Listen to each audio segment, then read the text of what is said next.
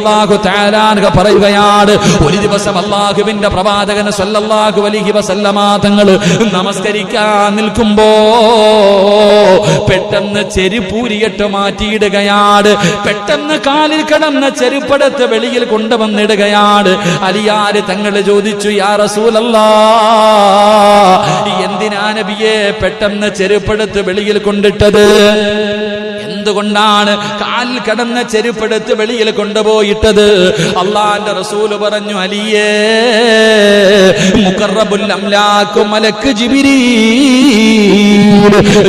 അലൈഹിസ്സലാം ഇറങ്ങി വന്നിട്ട് എന്നോട് പറഞ്ഞു, റസൂലുള്ളാന്റെ കാലിൽ കിടക്കുന്ന ചെരുപ്പിന്റെ അടിയിൽ നജസിരിപ്പുണ്ട്.